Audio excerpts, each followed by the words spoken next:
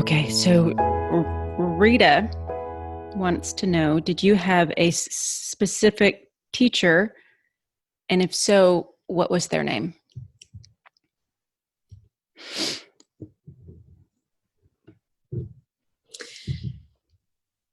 Every encountered soul during that physical experience was a teacher to me. He says, you see, the true purpose of every relationship that comes into our journey, no matter what form this relationship takes, is to help you experience who you really are through the contrast that it provides. So I experienced many different teachers residing in different stages of spiritual development during my travels. So there wasn't one specific guru that you followed or you sought out?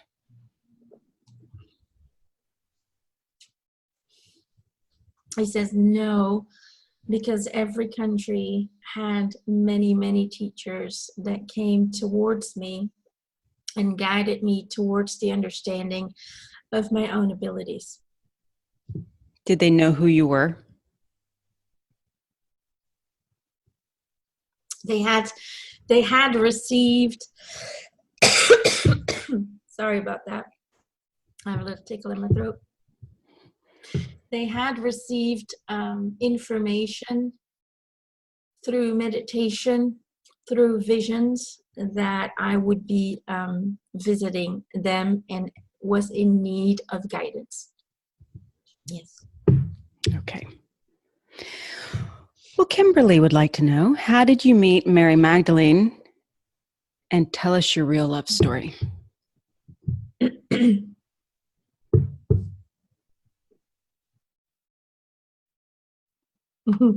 He's laughing. He's saying some might be disappointed on how we met, but it's still a beautiful love story.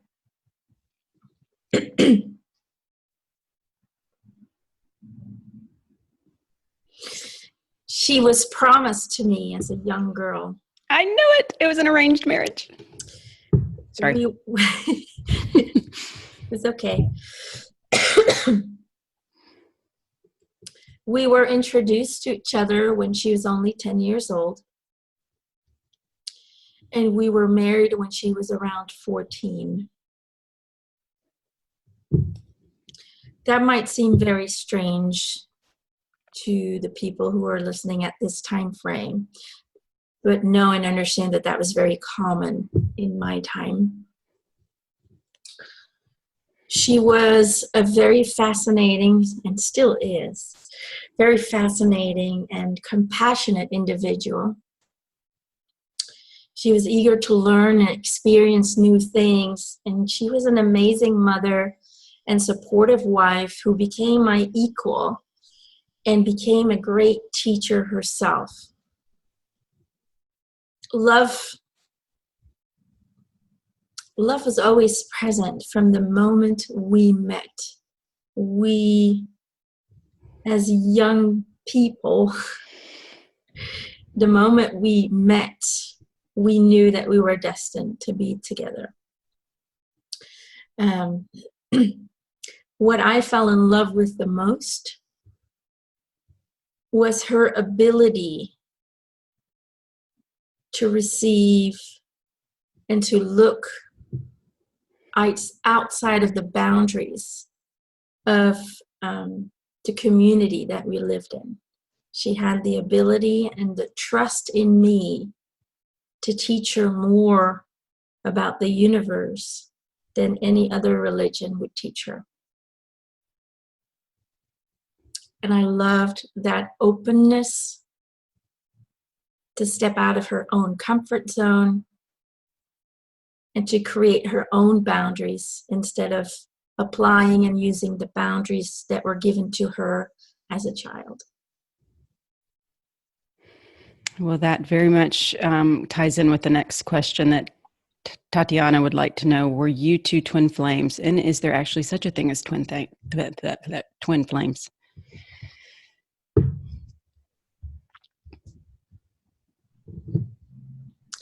He's saying, yes, we were.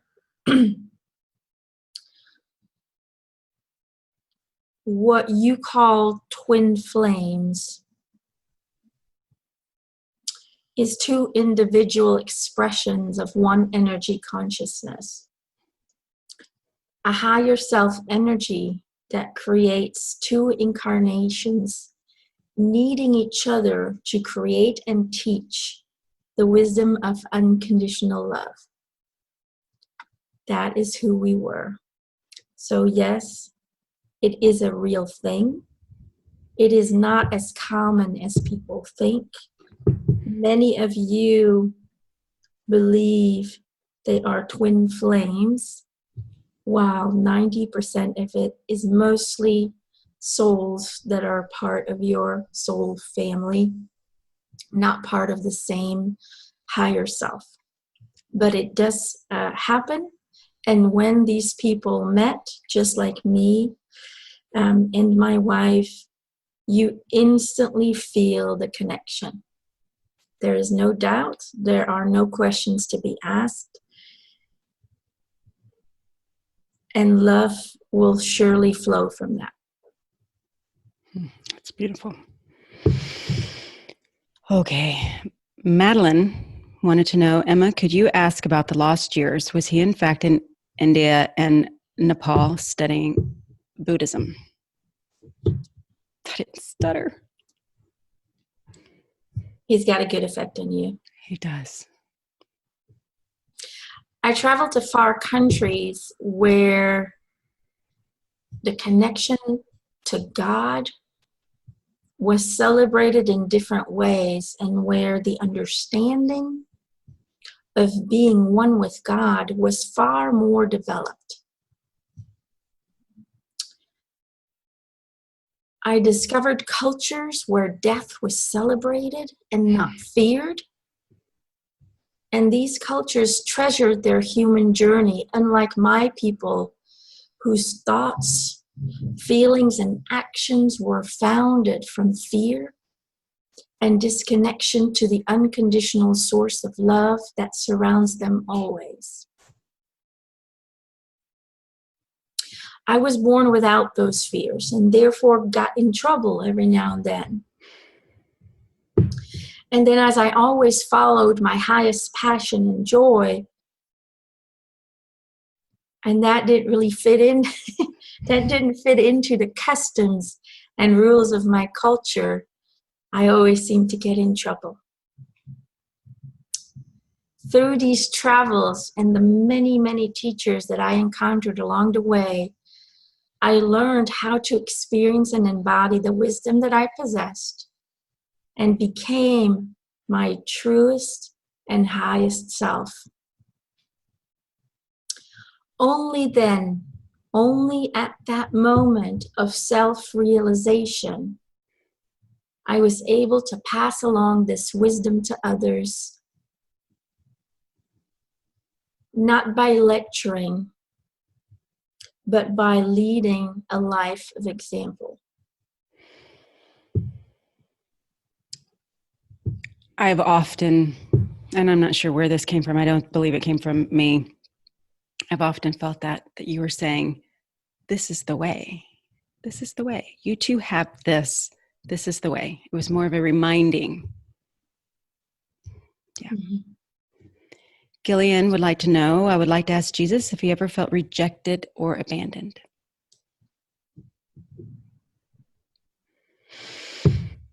He's saying, good question, Gillian.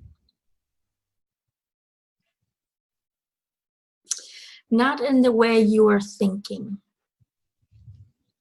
As a child, I felt different than my family, as I couldn't understand why they lived in so much fear.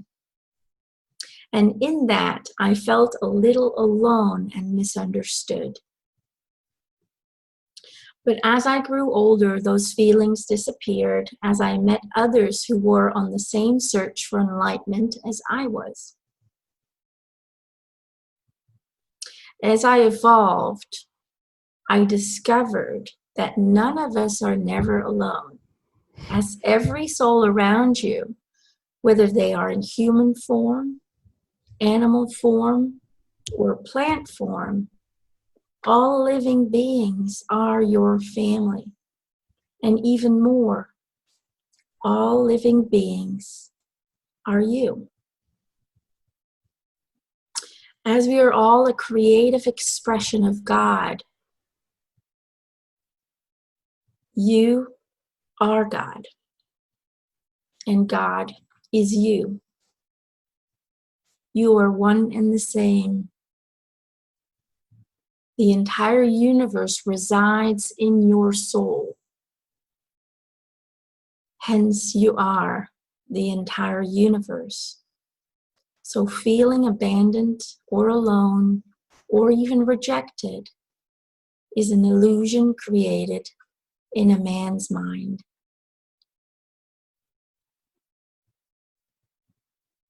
I think we needed to hear that. I think there are a lot of people that feel alone. Thank you for that. Brenda would like to know who on this earth gave you the most strength to carry on your mission, and what did they do?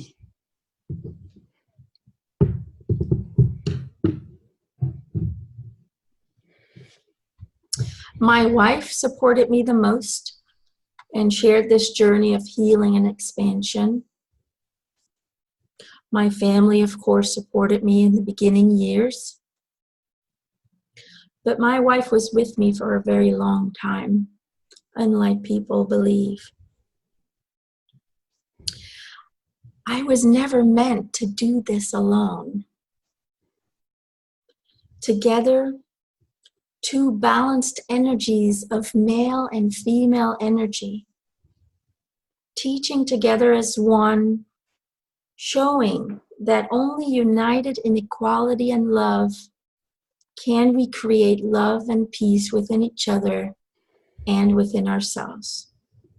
So the answer to that would have to be my wife. Oh, kudos. Betty wanted to know, here's the big one, here's the one everybody wants to know. Did you die on the cross, or did you go on to marry Mary Magdalene, which you've obviously answered that, have children and travel? I know this is where the story gets very interesting. This is the question that causes fear, debate, judgment, and even death.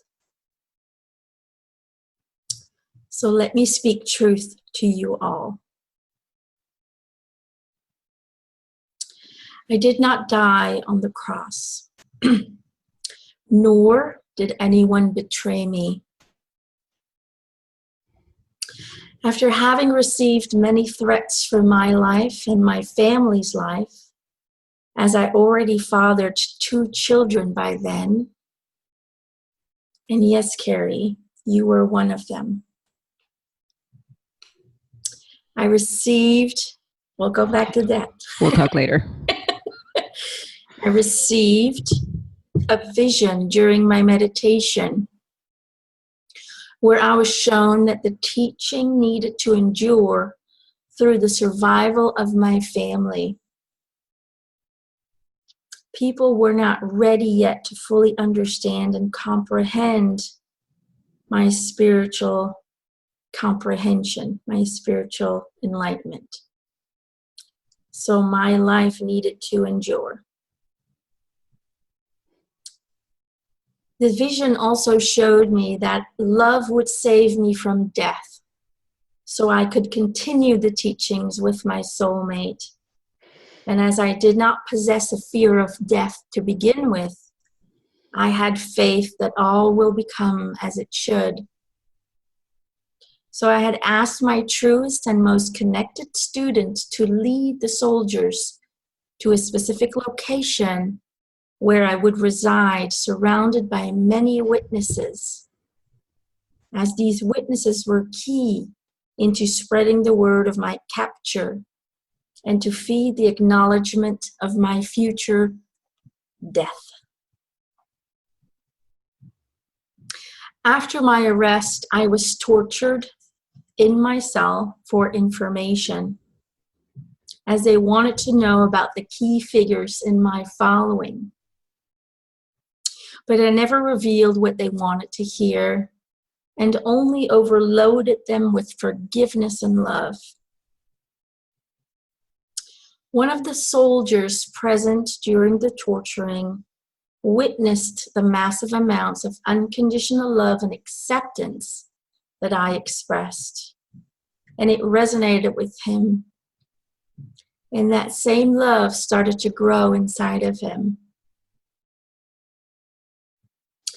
As I was later on led to be crucified, that same soldier walked beside me, trying to hide the tears that he felt coming in.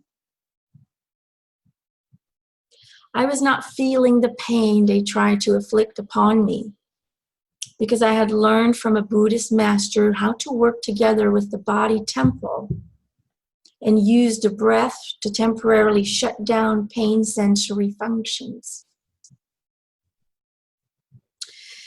That evening, that soldier took me down, and a small group of people helped me and my family to relocate and continued the illusion of my death by using another deceased vessel very similar to mine to take my place in the burial place.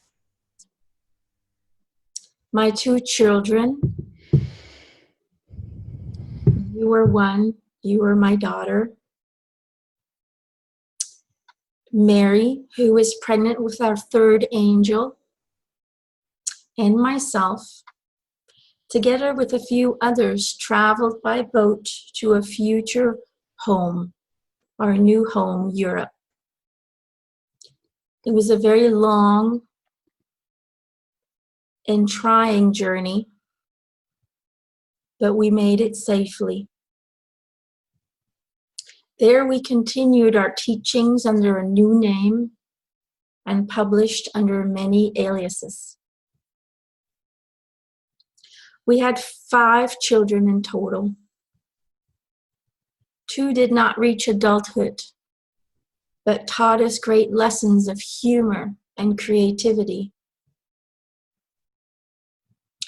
I knew that the story of my assault would have a bigger impact as it stood, so even my parents and family members were kept to believe that I had perished on that cross. That is the true story.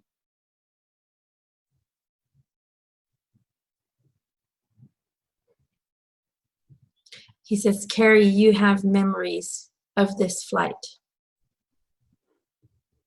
I do. We're going to cut this part out. I do. Okay, should we move on? Let's.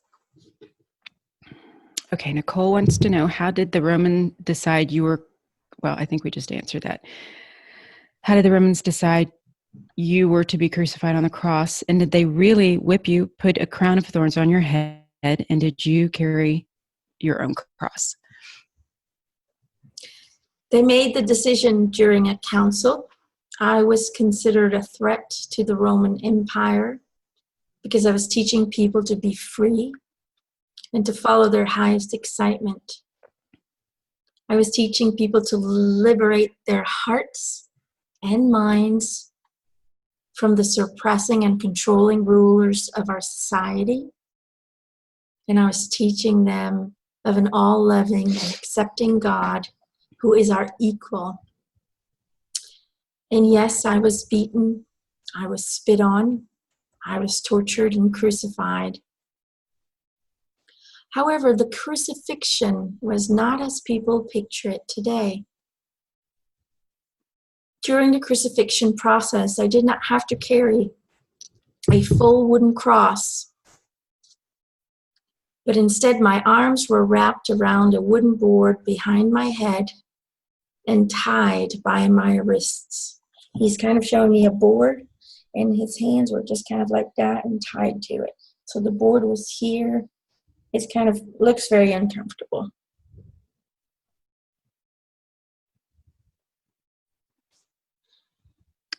The cross was already placed upon arrival and had an X shape, not a T shape.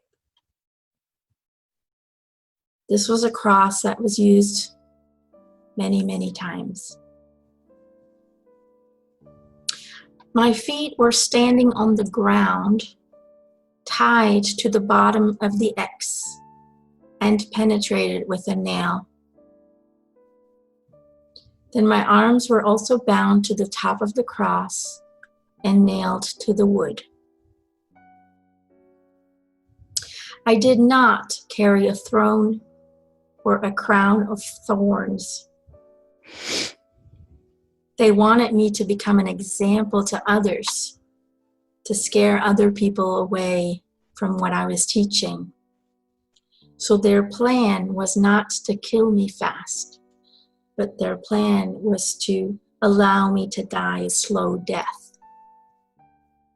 That is why my crucifixion is a little bit different than most other people. But that is how it happened.